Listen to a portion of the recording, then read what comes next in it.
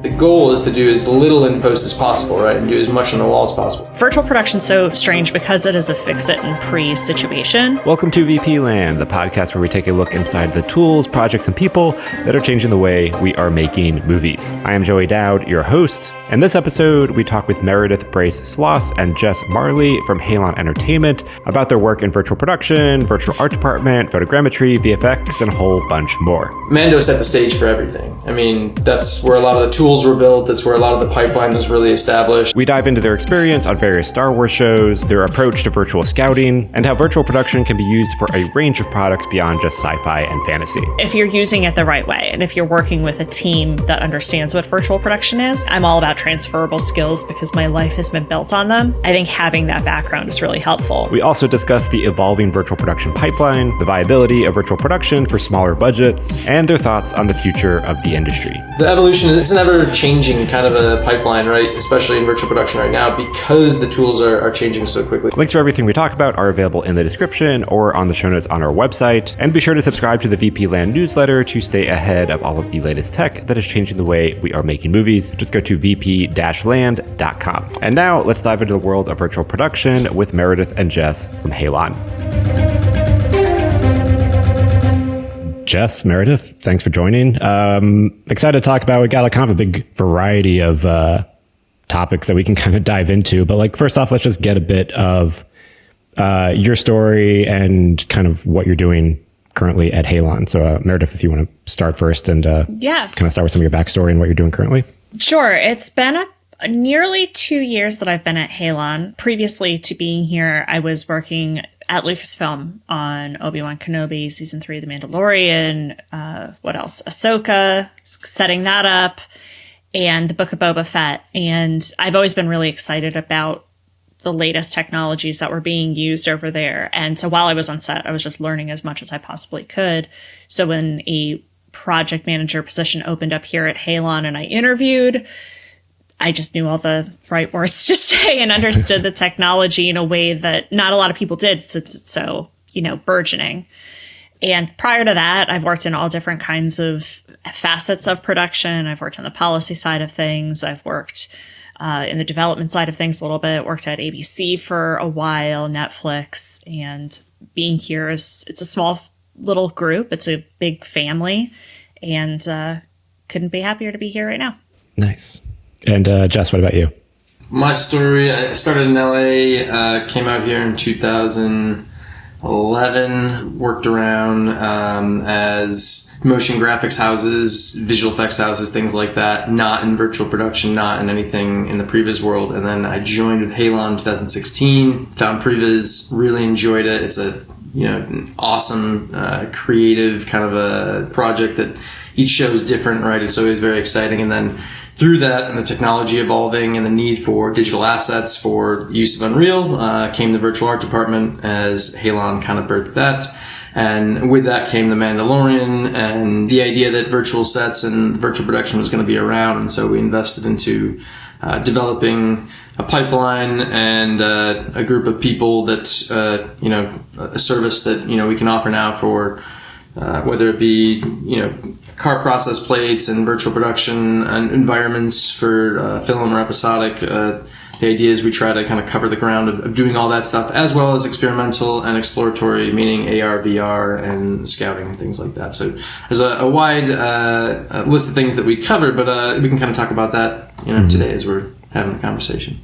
Yeah, especially AR, hot topic right now this week. But you kind of scratched on it a little bit, but how would you describe what Halon does service-wise, offering-wise? Service-wise. I would say there's a few different things from the visualization, which is really the bread and butter, right? Pre-visualization and post-viz, which is how the company was founded. And then the finals and the cinematics department. We have a department that solely works with Epic on Fortnite cinematics for all the releases of the new titles and things like that, and they do all the commercials for that, as well as game cinematics like Kerbal and some of the other things. I think Remnant 2 we did recently or something like that.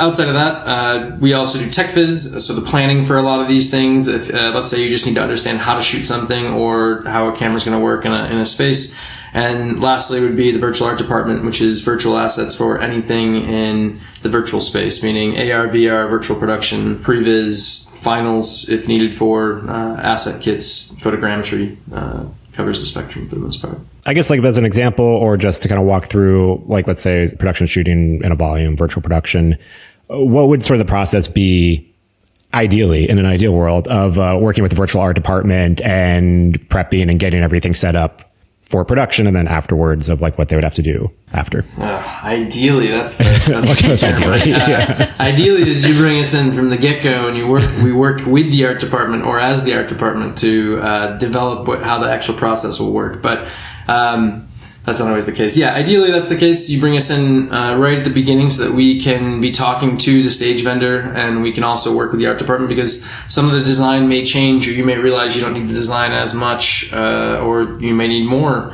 depending on the way you want to shoot things. And so just by bringing us in early in the process, even if we're not doing much of the process, just looking at what you guys are thinking about doing, we can at least give you some, helpful information or tips on, maybe do these 3 shots like this and do this one in post, but you can plan for it here and shoot this portion of it, right? And so I think that's where if you bring us in ideally in the very beginning of the process, we can save you a lot of money in the back end, because you can fix it in pre, right? And that's what we love, because then we also can work with the art department on the cleaning up of assets, optimizations. If you need digi doubles right on set for virtual production versus what you might actually have built, and the sooner that we're involved in that process and working and collaborating and talking the language, right? Like every process is different, every project's going to be different, every art department's going to have some different facets to it.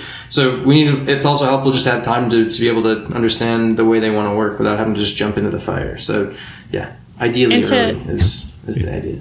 And to build on that just a little bit too, what I really like about the team that we work with here is that not only myself, like I've got a lot of experience in a bunch of different facets of production, but our other project managers, our coordinators, our producers, we all have different experience and we understand all different parts of production. So virtual production's so strange because it is a fix it and pre situation, but because we all have this great production experience, we understand the little nuances that come with production and ways that we can kind of help maneuver to use this to the best of its abilities.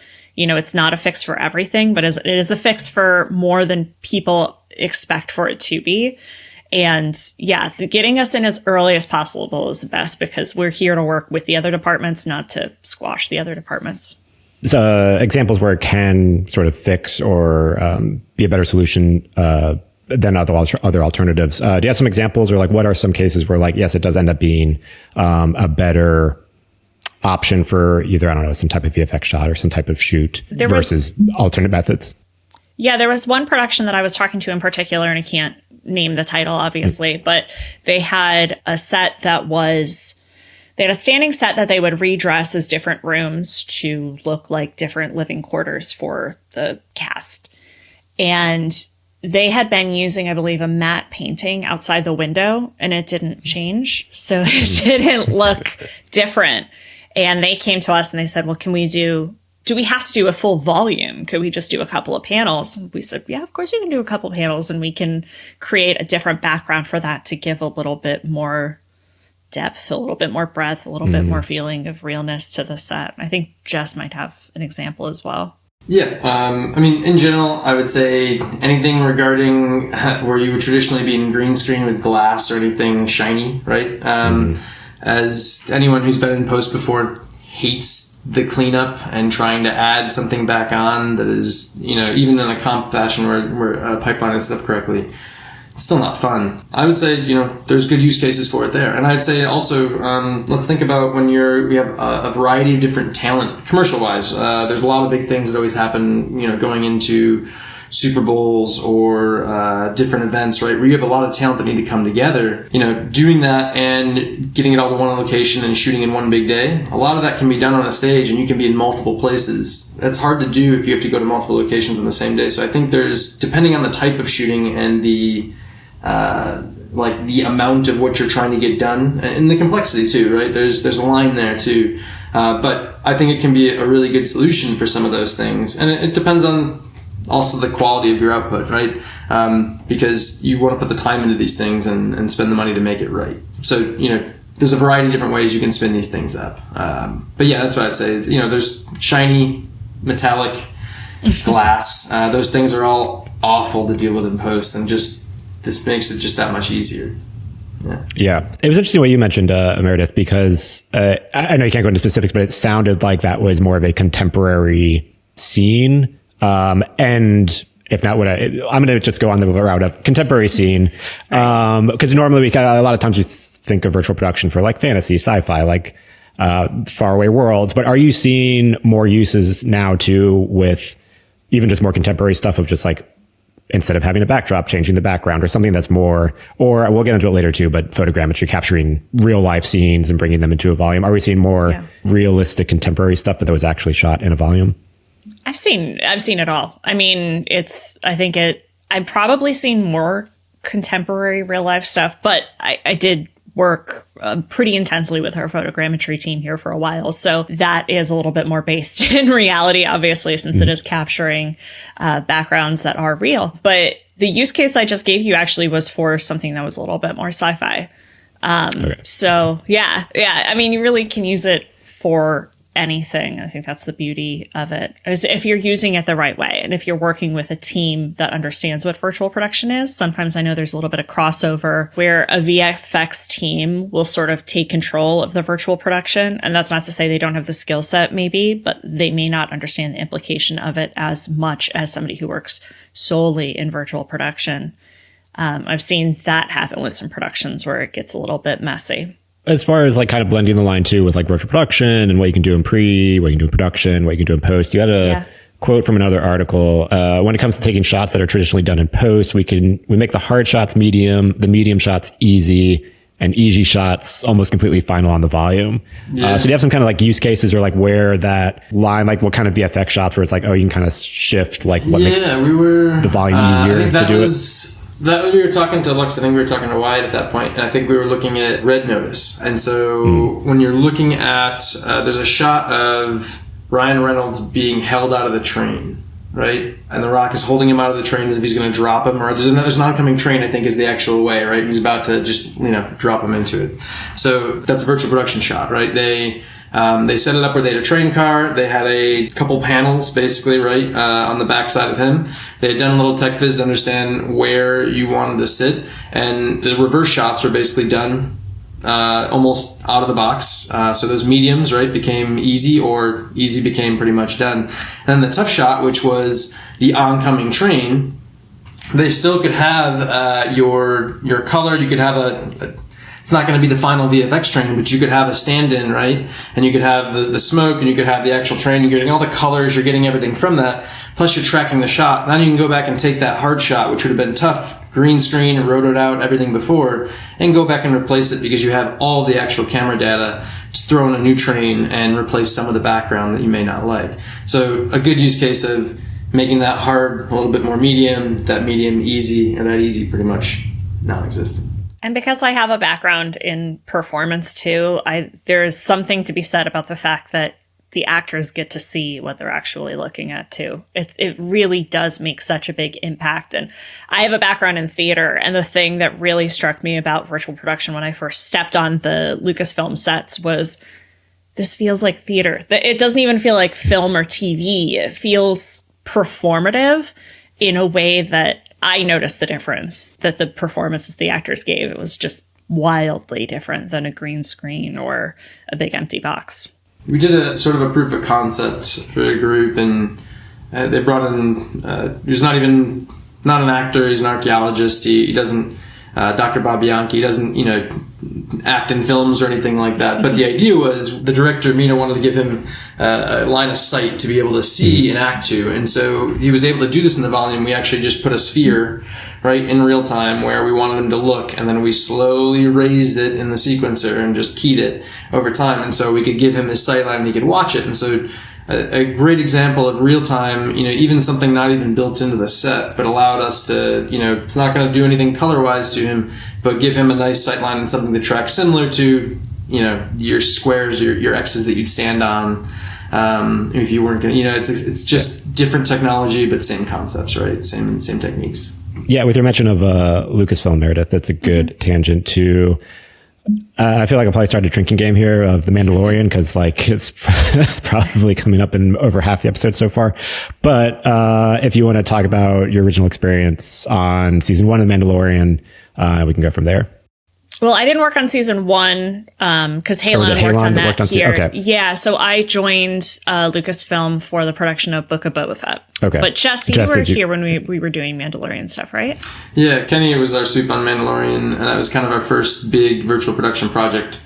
So it was really the understanding the ins and outs and kind of setting the framework for how things were really going to work for the rest of the show and for the rest of the seasons is kind of like... That was the, working out all the kinks. And I think they found out there's a lot of back and forth. And, I think that's one of the things that The Mandalorian comes up a lot for the process and the pipeline, how good things look. But we do forget that a lot of that stuff still goes back into a VFX pipeline for finishing. And there's a lot of stuff that gets touched. Whereas the real, not saying that the way to really do it, but the goal is to do as little in VFX in like post as possible, right? And do as much on the wall as possible. So it's sort of, used as a tool, but I would say, they're still using their traditional island pipeline to finish and polish the way they traditionally would. Whereas a lot of commercials now these days are trying to get by with less and less and less of it and just trying to get as much of it in camera so they don't have to worry about seams or doing anything like that. And so that's why it's the idea of doing it right the first time, fixing it in pre. But Mando set the stage for everything. I mean, that's where a lot of the tools were built. It's where a lot of the pipeline was really established. It's where a lot of the optimization techniques and the understanding of how to really kind of scout came into play. But a lot of techniques have gotten better, and the technology's also gotten better. So it's become, I wouldn't say easier to lift a set, but it had the tools have made it I would say more efficient too, if you understand how to use them properly. Can you tell me more about the scouting part, the virtual scouting process, I guess both on Mandalorian and how that's evolved on some more recent productions like Pinocchio? Yeah, Pinocchio is a very good use case for it. Robert Zemeckis really wanted to understand the world, and for this to be successful, especially for Pinocchio, which is different than most worlds, right? You have potentially three different scales. You have Jiminy Cricket, you have Pinocchio, and you have real-world Geppetto scale for everything. So this brings in a lot of different potential problems, right? Speed and scale as you're trying to frame up and understand how you're going to shoot. So proprietary in-house, we developed a couple different camera tools that allowed us to hold like where you were in frame and reframe what you're doing, and then unfreeze so you can move around, so you can kind of reset, allowing you to beat all these different scales and not having to worry about jostling the camera too much. But one of the things that Maximus really needed was the ability to control his speed and the amount of, how he's traveling over time as he was, either doing fly-throughs or walking next to Jiminy Cricket or, dancing. You're saying like the speed of the camera movement? Speed of the camera. He's walking and holding the virtual camera, right. And how fast the actual camera is moving, or the exactly right. Moving. His volume's only so big, but maybe he has to cover 100 yards in virtual, but he only has 15 in reality, right? And so, but he also gets these controls handheld, so he can actually control these himself, and he's not relying on somebody else to always be finicking behind, and tooling out. So the ability to give him the flexibility to do all that was a big thing in the scouting. The other aspect was, the way that we would approve sets, similar to the way that we do it on Mando, same as Pinocchio. You basically build a gray block set, right? You get a standing setup that has the spatial awareness of everything. Everything's pretty gray, or maybe it's like a very pastel-y kind of a palette. Just so you can understand ground from different structures. This is kind of like what we see like with motion capture exactly studios, right. Avatar or whatever, or Lion King. Exactly. And it's just to understand where things are at, and then from there you start to develop a more defined ground and defined buildings, and you start to dress it up with details. You take a first lighting pass at it, you get that approved, and a lot of it is all being driven by the art. And so if you're not receiving something from the art department as far as a model, you're building it from scratch, or you're kit bashing from other assets to make the bespoke one that you need to for this. So that's still a lot of the scouting process is that building up, right? Going from kind of that grayscale to a more refined into lighting. And the idea for all these in a virtual production setting, for scouting any of these, is everything needs to run at 60. So you shoot at 24 frames per second, but you need the optimization of 60 for a headset, because you don't want your director to get sick or your DP to get sick when they're actually in there. So there's levels of fidelity, there's levels of optimization to all this, and so understanding, what's going to be needed. Pinocchio was a set of everything, because it also went to, besides the previs rendering out, trying to be polished to give finals understanding of what things should look like, it also needed to be used for virtual production in every aspect of not only animation, but him driving a camera and finding all of the shots with pre-built animation running around. And that's the best use case for it, right? You could have people in mocap walking around with the director, or we had blocked out animation of Pinocchio, driving the boat with Geppetto and Jiminy Cricket with Monstro coming behind him, and he can basically be moving around, pre-built animations, and then saying, use take 1, use take 3, can you move them up, snapshot, take this one. And so basically he can be as creative as he wants to, so long as you can save everything. It becomes a very, very, it's a very interesting process and a very creative process once you get all the kinks out of the way, technologies out of the way. And that's one of the things I think we did really well by the end of the process. And in these scouting processes, in the sort of empty stage, is crew wearing headsets? Is it through iPads? Is it different on each production, like based on preference? What's the typical way that everyone interacts in the virtual set? Combination. It depends on the production, depends on the group, right? Some people want to be in headsets, some people do not. So we can give you insight and cameras and zooms right into perspectives into the world and have somebody driving around. We could also have you in there in a multi-user session, so you could be walking around with whoever. It's really just up to comfortability, I would say. And some people just don't like being in VR, I guess. I've motion sick issues with it. Yeah, exactly right. Yeah. But that's exactly even in the volume 2 with too, if the wall spins around too much, I'm like a little too dizzy. I don't get motion sickness, and there was a scene where one of the spaceships was just cruising through space, and I was standing there and I was like, I gotta sit down, I can't. And I am good, I do not get motion sickness, but that it's real. Yeah. One other thing with the Mandalorian, or kind of going back to it, it always goes back to the Mandalorian, doesn't it? I know. Well, that's the question. That's sort of my higher question of I don't know how much in the R&D process you were, but how did they get everything so right for kind of being the first big virtual production shoot, and that set the standard? How did they get it so right that it's still sort of been? I mean, it set the bar so high, and I don't know what other mistakes or things they tried before, or I don't know how much you know about that, but no, it's really just about the the process has evolved, right? Because Unreal has also gotten better, and could handle more, and the look has gotten easier to produce.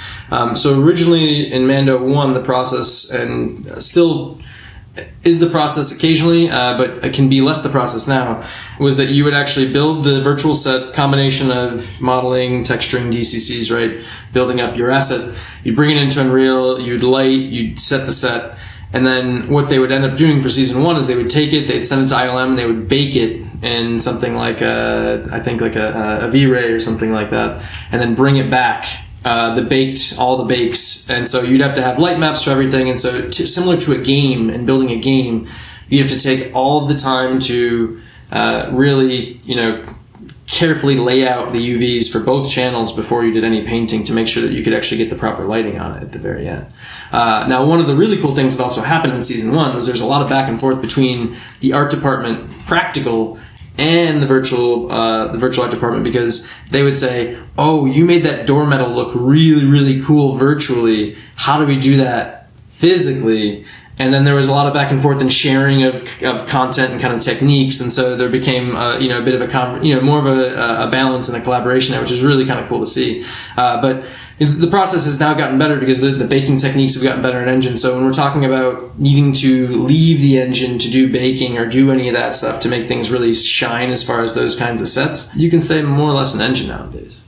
But that's, again, that's just a testament to working with the teams and getting embedded early. And I know with Mando in particular, they've had there's somebody in the art department there. Her name is Ji Young Lee, and she understands all parts. Again, it's like all parts of the buffalo, where she gets the virtual production and she gets the art direction stuff. And I've sat on panels with her and had, casual conversations with her, but everybody talks about how they need a Ji Young now in production because she's so fantastic. Nice. Can you explain the different stages in baking and lighting and how this plays out in building out the virtual environments and getting them ready to film? Sure. Yeah. The lighting process for kind of virtual production would be, you have your grayscale blocking, which would, once that's in place, you just kind of throw in a directional light, or very simple, the simplest standards, right? You might have a directional light, you might have a skylight, some fog, standard, I'd say lighting practices, techniques inside of the engine. And you leave it like that because you're just trying to establish direction. The next pass, as you start to have texture, you potentially start to add in a little bit more refinement. You try and really define the time of day, the sharpness of the shadows. You're still leaving things dynamic at this point because you're trying to get direction from creative. And assets are still being built and refined and that kind of point of things. And then as you get to the point where now you're close to matching the art, the director or whoever has had time to put in feedback, you've now made decisions, creative decisions that might have changed based on the script, whatever the case may be. You've hit kind of your locked dead date, and now it's time to bake. The baking process for that is every asset that is going to be static, that is going to bake in the process, needs to have an additional set of UVs that allows the light to basically bake a map onto the UVs itself. And those can be different varying levels of fidelity based on how close they are to camera. But the scene needs time to process that. So the scene basically gets pulled down off the stage, would go back to creative, gets baked, checked for any errors, gets thrown back up, and then the lighting can't really be touched. Small things can be adjusted, tiny things here and there. But the idea is the lighting is a little bit more refined, a little softer in shadows and things like that. And so the realistic look that you normally get out of like a V-Ray or a standalone render that used to have traditionally offline renders, you would be getting an engine. And that's how games have gotten to look so nice now too, is because no one's really using dynamic lighting in games. You're baking things down. That's why they take so long to make. You have a lot of content to build and suss them, basically. Thank you for the explanation. Shifting a little bit, I don't know what category this falls under, if this would be photogrammetry, but I know you did some work on the sphere, and I'll just leave it at that. What was the work involved in the sphere? And then we can go further down the rabbit hole of scene capture and stuff. It does kind of fall under photogrammetry in that in 2018, our team went out and scanned the buttes of Monument Valley. We worked with some of the Navajo elders there to access parts that aren't open to the public.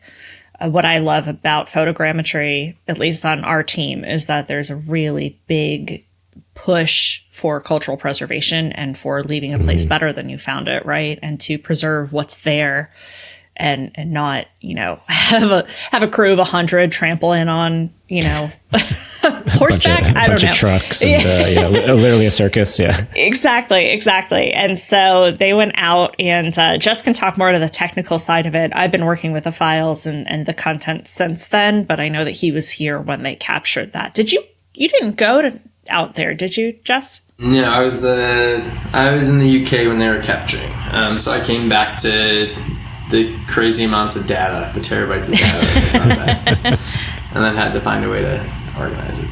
It was 60 square miles of photogrammetry they captured. They did it terrestrial, aerial, with a drone as well. And so there was, I want to say it was a group of maybe 10 to 15. I think it varied by drone pilots and who they brought.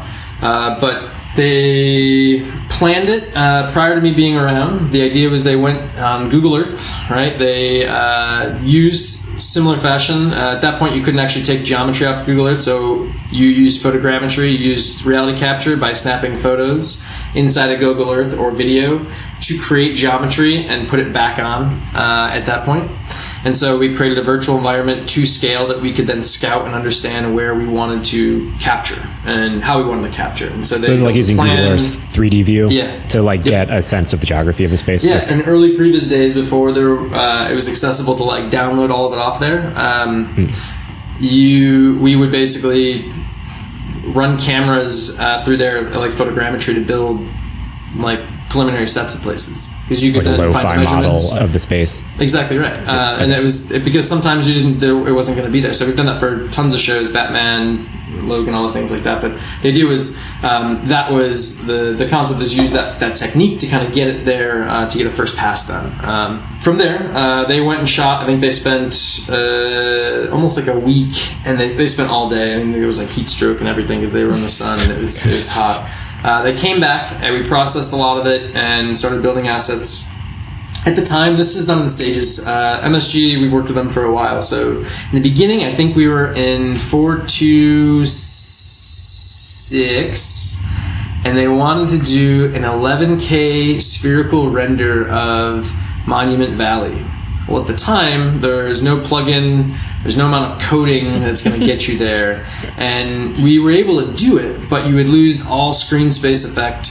So you would lose fog, you'd lose, I mean, at that point it was all cascade particles. I think you would lose any particles that you were trying to run through the system.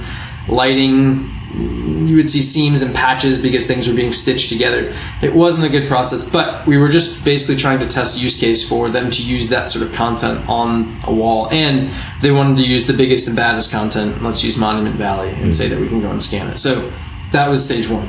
We wrote an 82-page white paper on development, scanning, shooting, rebuilding geometry for that sort of content, and basically just gave them a whole document on how to go do this if they wanted to replicate it somewhere else. And so they actually went and tried to scan 5 different places. Ours was the only successful one because they hit weather in almost every other place. They went to like the Bahamas, they caught rain for 3 days out of the 5 days of shooting. With different teams, we were the one team that went to Utah. So the second round of work with them was to develop content and to understand how to develop content for the screen. And they wanted to do a time lapse of kind of the world creation story in the sphere, as would be playing behind you while people were seating, right? Because it was going to take 45 minutes to seat people because there's so many seats and so many people to get in for admission. So they needed something to like waste time, right? To have people sit there and watch. So we developed this whole time lapse of dinosaurs and animals and cities building and falling and volcanoes. The whole, very much Noah, right? The beginning of Noah, of the creation story. So we did it in a previous fashion. We used our spherical camera. It was mainly just to show them how things should look, what to do, what not to do, right? If you were doing camera moves, maybe don't yaw, like you're gonna make everyone sick. You gotta be real subtle with it, because even in space, just trying to focus on an object, when the scale of things inside the sphere, that's one of the things that in the early testings that we understood with them is they had their test place in Burbank, and they have one which looks like one panel, which looks like you're going to the movies, is one panel, right? Like if you're going to a movie theater, one panel of the sphere is like going to the movie theater. Now, put that in context, there, how many thousands of those there were in the actual sphere, it's just crazy. But we would go and sit 30 yards away, something like that, to understand the closest seat in the house and what it would look like when you could put content on it, to understand the resolution and what it needed to look like at that placement. And so those are some of the initial tests and understanding, what resolution you have to render or capture, because they're constantly going out and doing tests. So MSG, we developed content for them, was round 2, and the third round of MSG was actually understanding the creation and how it was built. They wanted us to build a time lapse, previs of a time lapse of the construction of the sphere that they could use for the intro to the sphere opening. So it'd be about a THX intro, right, graphic. It would be the sphere building up, but they wanted to see how realistic you could do it while looking at all the camera footage and building photogrammetry from camera footage to watch a piece up together. So we've worked with them for a while on a variety of different things. It is always challenging due to the scale and the resolution of a lot of the work on there. But I think the space is really interesting to play around with, and it does feel very much like being in VR without the VR, right? Because it's just, it's IMAX to another degree. And the testing for it, when they had 3 different size spheres. They had the mini sphere inside the Burbank studio, the one outside in Burbank that ended up blowing away or having damage to it during a windstorm, and then the real one that they have now in Vegas. And so you could go test it at different scales to really understand, does the content feel the same? Because to understand it in a small sphere, you have to lay on the ground and look forward. to understand it in the mini sphere, you can sit down, but you're still 100 times too large as a human. And when you're in the real thing, you're just an ant, and it's just crazy. Okay. Yeah. Okay, so backing up a bit, so with the Monument Valley capture, so the idea there, so you had the drones, and then they are scanning, or they're capturing photos, video, all of the aspects that are you... Yeah, all photos. So I forget the amount of photos they had in the thousands. They came back with all processed through reality capture, meshed out, and then pieced together based on the fidelity that was needed based on the camera that we were going to be running past them in the renders. We would develop a way to understand texel density and then basically put them into the amount of UV patches that we needed to in order to remesh them into something that could be used for real time. And then the idea was take that data and then just build your own flying through like aerial movements, drone movements for the sphere. Exactly right. Yep. Yeah. Has that been a success? I know did that end up being a successful, like, did they use it? It wasn't successful. I would say it was successful in understanding what things can look like, what content could look like in the sphere. But at that point, it was in 427, and there was no amount of hardware you could have thrown at a machine to make it run what it needed to look good at that point in time. So I think it was as successful as it could be, because we did write code to develop a renderer for it at the time. It was just they were trying to press into a technology that just wasn't there yet. And that's the fascinating thing about now this. We're closer. This whole industry is that like you're working on stuff and you're like, this in a year, I know I can definitely do this. We can do it's coming. Do you feel like, I mean, that's my follow-up, because it's like, I feel like 2023 was, the year of AI, but in photogrammetry, there was a lot of updates and new technology, from nerfs to 3D Gaussian splats. Yep. So like, I mean, Meredith, if you want to talk about how have those things been on your radar, and how has that changed? Yeah, 100%. How you would capture things now with photogrammetry? Yeah, 100%. The artists that we're working with are so good at keeping their finger on the pulse. They could just be heads down and doing whatever we asked of them, but they're always bringing us stuff of like, look at this change. I want to try this. I want to work with that. So, we went head first into all the nerf stuff, and then within a couple of weeks it was like, nope, Gaussian splatting is the thing now, and we're going to do that. So there's always new plugins, there are always new ways to use the technology, and we're always testing the limits of that and seeing if we can implement it into the projects that we currently have, or projects that we see coming down the pike. And I couldn't be more proud of what our team accomplishes with that. Have you been able to use that? We're actually currently using it right now. Are there stuff that's been? Yes. We have a current car commercial that we are going to use a splat technique for. Yeah. Was it just the environment that was captured? Yep. Just because it's an area that is too hard to recreate in the timeline that we have. We don't have the ability to recreate it in kind of the CG. It's not enough time to go and scan and rebuild, and so the easiest way is to throw it in volume. And we've tested it with a few different examples that we've shot in the past, and it seems to hold up as long as you know where you're going to be. You just have, and it's getting better. There's now cleanup and different tools for it too, so it's pretty cool. That's what's nice about having sister companies or keeping up relationships with Lux MC and Sweetwater and whatnot, because they all have employees that are as finger on the pulse as we are. We have weekly syncs where we're talking about, okay, well, we discovered or worked or played with this side of the technology. Oh, well, they've worked on this side of it. How can we come together and test it on the big screens together and see what's going on? So the communication is just great between all of us, and I'm constantly blown away by what we're creating. Yeah. I mean, do you see other uses for it as well, like either scanning a set and you have pickups, or it's a mid-budget, mid-range? Like if like that example with the car commercial, Jess, is interesting, because it's like, well, what if you don't have the budget to build a full environment, but you can capture a scene? Do you think are you seeing more of that? I think you're going to see more of that, and mainly because currently what feels like a lot of like the commercial market and even the reshoots of what could be reshoots, everyone wants to be pretty efficient and smart with their time. So I think if you could line a few of them up and be ready to go and use them, you can knock out you could knock out a whole day of reshoots if you were smart about it, if you just did the planning on set ahead of time, right? And that's not a huge lift for somebody to be capturing that, and just to have it at the ready. It seems like a no-brainer. It solves a lot of problems. You get a little bit of depth, right? You get a little bit of depth there. That's nice. But now that's the new thing too, right? The ability to now clean up some of that stuff allows it to be a little bit more malleable and a little more flexible. So, it's not just shoot it and that's all you get. It becomes now an asset in like a tool set instead of just a test. And so I do think it's definitely where things are moving to. But every nail has a different hammer, right? And this photogrammetry is not going away. You're still going to need it for digi-doubles, and I think splats are going to be used for something different case, and there's going to be a combination of everything coming together at some point too. It's just a matter of what you need and what the project really needs, right? What's the budget? What's the time frame?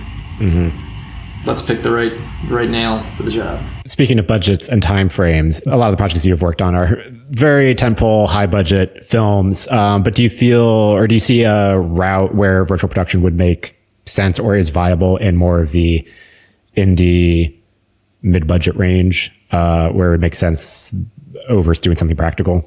I'm looking forward to it getting to that. I mean, in some cases, it still might be a little bit out of reach for some of the low budget stuff, but it's always worth a conversation. It's always worth, because a lot of times people think, okay, I'm going to do virtual production. I'm going to do that full 3D capture of all of the nuances and the nitty gritty. And you don't need that. There are ways to use this technology that can save you money. If you do something like a 2.5D, that's a great option where you're not capturing the full shape of a building in the background. You're just kind of doing this like virtual kind of like matte painting sort of stacked image, and the camera moves and you're still getting that parallax effect, but you're not spending money for something you absolutely don't need. That's something our team is constantly looking at projects as they come in to say, what does this client need? How can we work with them? How can we explain the technology in a way that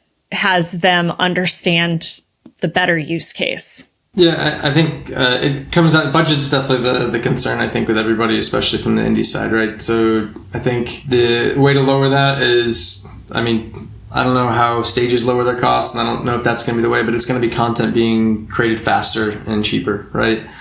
Which I think it's happening with every new release and with new tools that come out. And yes, AI is definitely a part of that as well, right? I think there's some very handy tools for texturing scenes and things like that can give you a little bit of extra love on what you need. And so, I think there's the evolution, it's an ever changing kind of a pipeline, right? Especially in virtual production right now, because the tools are changing so quickly. So I think things become faster, it becomes cheaper in that case, and I think people start to understand that it's not such a black box.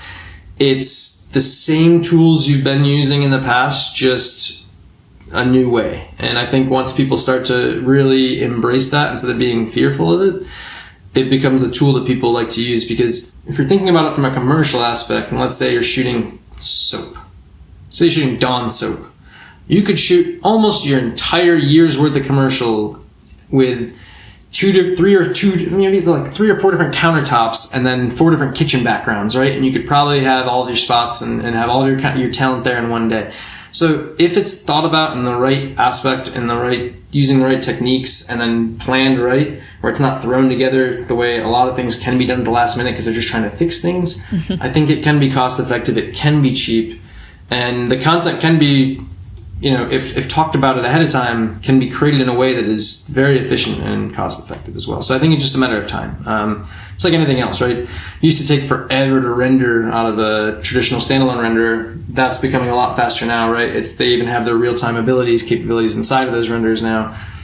Technology's catching up, which always lowers the price. And a lot of times we talk about ourselves being sort of like a virtual prop house. When we create these assets, you've got those things on hand, right? And then you can just drop them in. And if a production needs a classroom, we don't have to recreate an entire classroom. We can do kit bashing, right? You go to marketplaces and you buy a classroom setting, and then you can buy a desk and you can buy a chair and you can replicate them and maybe dirty them up a little bit, right? Put some carvings in the desks or whatever. We can play with them.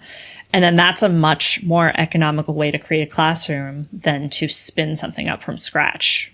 Yeah, unless you need for a bigger scene or something where you need something that's very specific or bespoke. We've even talked to productions about they had a physical location they wanted to shoot at. It was like a mansion, and they wanted it to give it the illusion of being something a little bit more fantastical.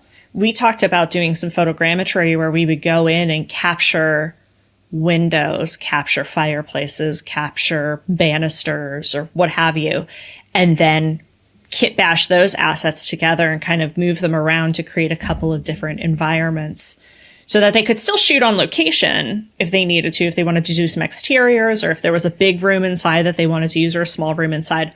But if they wanted to create some other locations, they had that ability. And then the writer's strike came and everything. That project went kaput. But it was a very exciting prospect. Yeah, they talked about they wanted 7 or 8 different rooms from the hotel or from the mansion that they would use for different, let's say, characters' bedrooms or things like that. But the idea was you could capture 2 and reuse different sides of them, right? Because you're only going to see the character from one angle and which way. And so those are the corners that I say they're corners to cut, but it's really just using, being smart about your script and using your set efficiently.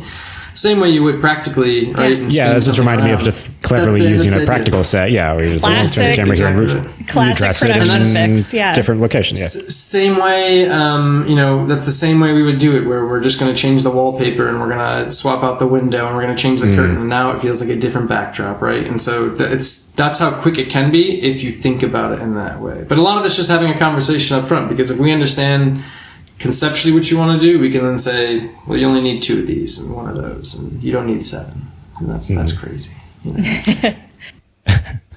If someone today, they're in school, they want to get involved in working in virtual art department, what would your advice be for that? I think there's plenty of good schools out there, but if you're looking just to get into it and get your feet wet, just look online. There's tons of tutorials on Unreal and just understanding how virtual production works. I know Lux has tons of stuff online that just explains how they work with cameras and walls and things like that. So you can take a dive pretty quickly by just a quick Google search. And I would say too, knowing the history of where this technology has been, it's not a very long history, so it's not a lot of research you have to do. It's pretty new.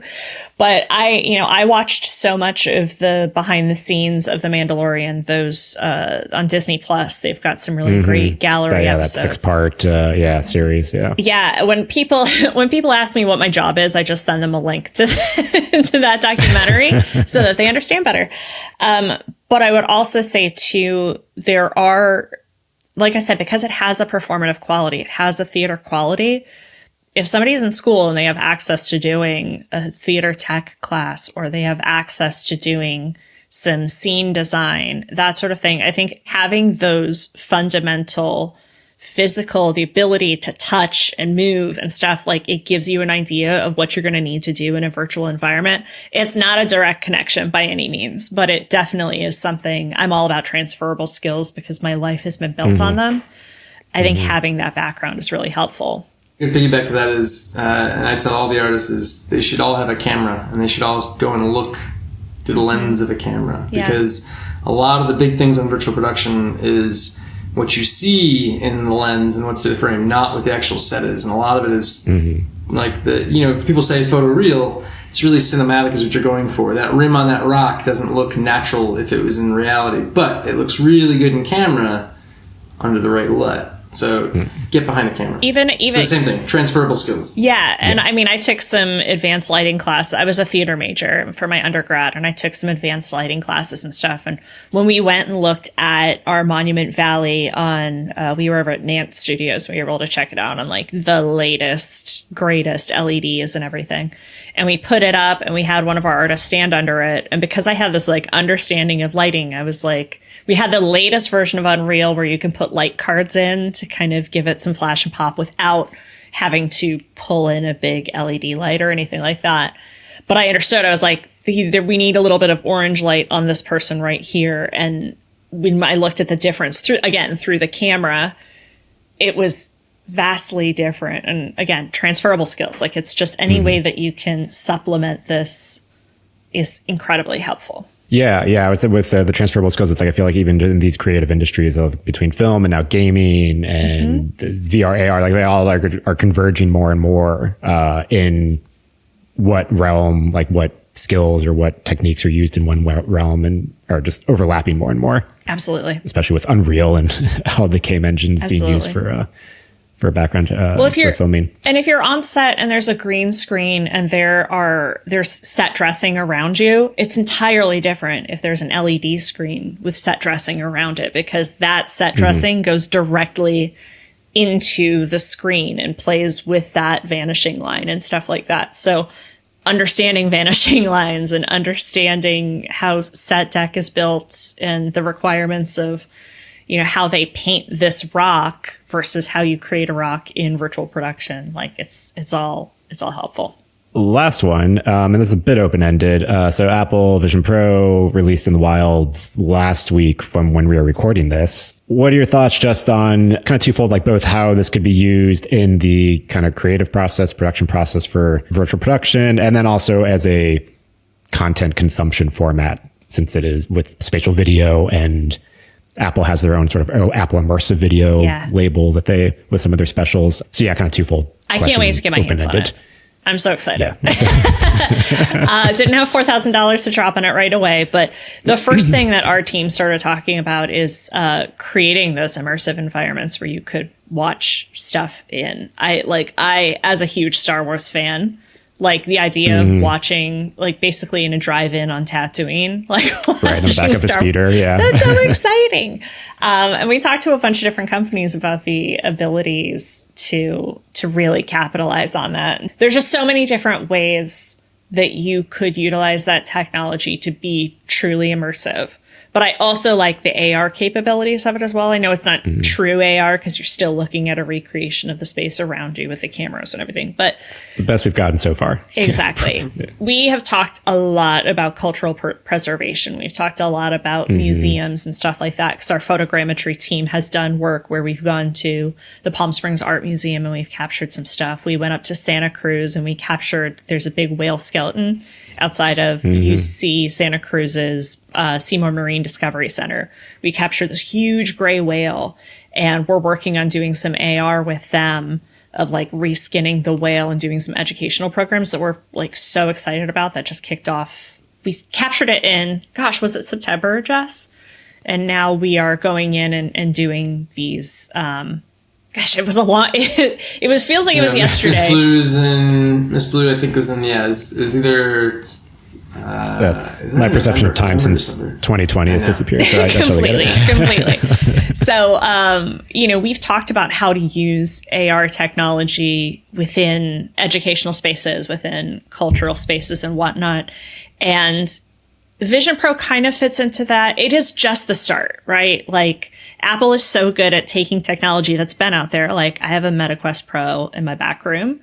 But utilizing it in a way that, or re-implementing it in a way that people actually use and people are actually excited about. I've watched a ton of videos of people using it out in the wild. Don't know that I would, but more power to them. I'm glad they made the videos. Thank you for that. But, we've talked about the different ways that spatial computing is going to affect what we do and what we can create. And we're trying to stay on top of those different things. We're constantly in meetings. What if we did this? What if we did this? How about this? And I'm just super stoked about it from a consumer standpoint and from a producerial standpoint. But I'll let Jess talk about the technological aspects of it. Yeah, I mean, it's a brand new immersive world that it's at everyone's fingertips, and it's also on their phone too. So it's not only in their pocket, but now you can strap it on, take it for a ride. I think from an artist standpoint, when we're talking about how this kind of relates to a film aspect of things, I think potentially it's a way for everyone to share a little bit more collaborative, right? And I hope that's the way that people start to introduce it, because it's easier than setting up everything and jumping into a couple different programs, right? They're going to make it pretty easy for everyone to get together. Hopefully, in the world of Zoom that we now live in all the time, this connects us a little bit more, because I definitely miss the in-personness of working next to people, and this might make you feel a little bit closer in that kind of a category. I could see this being better for a meeting sense of everyone being together and kind of being in a room in a sense where you get that feeling of creativity again. But as far as creating content for it, there's a lot of rules to AR and VR right now. I'm sure those will break as the bandwidth for what you can pump into it gets better. But already you can pump a good amount of geometry and textures into it, so you can make some pretty impressive experiences that are immersive. So I'm excited to see how much bandwidth we get to play with, because it's a much more interesting space than the VR world, in my opinion, where people get lost. That's what we talk about. They feel less connected. We talk about that all the time, because I got this MetaQuest Pro, and it was the first headset that I'd really played with. And I was like, you know what? This is really interesting. I want to show my 72-year-old mom this. Okay, Mom, I'm going to stand up. I need you to put your butt exactly where my butt was on the couch. And then I'm going to put the headset on you. Right. I'm going to give you a handset. This is the button. You're not going to be able to see the button, but the button's here. You're going to push that button. And then I wanted to show her like a little dollhouse set. And then all of a sudden she said to me, well, people are chanting around me. And I was like, what? She had like clicked on something and it took her to some video of like monks chatting in the Himalayas. And so that's the thing about these headsets. It's a little bit frustrating. It's a very cool, personal, intimate experience, but it's not something that you can share with people. And that's why we get a little bit more excited about the AR aspect of being able to take your phones and hold it up. When we did this Miss Blue thing up at Seymour, I demonstrated, they brought all their donors in as we were doing this scan because they wanted to show them what the project was and how it was being created and stuff. And I was able, we had done a low poly version of it as a demonstration. And I was able to hold my phone up and walk around. I was screen sharing to their big, projection screen. And I was able to walk around the room and show them where they were sitting within the Miss Blue skeleton in AR and take pictures of them next to the big skull. And they got so excited about that. And that was a more communal experience. And that's that, I think, if Apple can and I'm sure they're already doing it, but if they can kind of weave those experiences together, a way to be immersive together, that's where the golden spot is. Yeah, I remember in their initial launch video, they never mentioned metaverse, never mentioned, I don't think they ever mentioned virtual reality. It was always kind of trying to blend real life and the element. So it wasn't totally as separated as you are when you're wearing the Quest or something that doesn't have a... Although I have seen a few videos of people on the subway or walking around where, they're walking and they're... I watched they're gonna hit something. I watched the Casey Neistat review of it, and that was really hysterical. But I think I remember in one line he was like, "Oh, this feels like the future of computing," and then he was like, "Why is everyone staring at me? Do I look as ridiculous as they make me feel right now?" Yeah, well, and something else that he said, he was like, "This is the worst Apple Vision Pro that will come out." Yeah. And it's true. It's only going to get better. Yeah, you think about the iPad one, iPhone one. Yeah. They're all... Yeah. And so now they're all terrible. I'm so interested to see how people are going to be able to interact with them together. That's a big... because even when they announced it, I was like, well, you could watch this movie in Tatooine. That's cool. But if someone else has the Vision Pro, can they join you? Can you watch it together? Yeah. And I think I'm sure that's on the pipeline. But that shared experience where you're not just...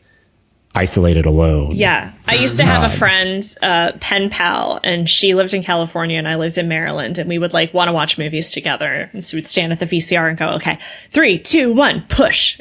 And then we would watch a movie together.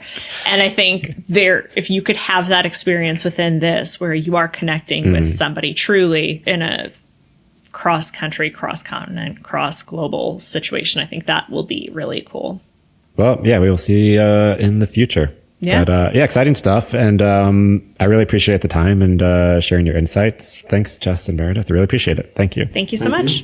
And that's it for this episode of VP Land. Links for everything we talked about are available in the show notes. Just head over to vp-land.com. If you found this episode useful or interesting, share your thoughts over in the comments on YouTube.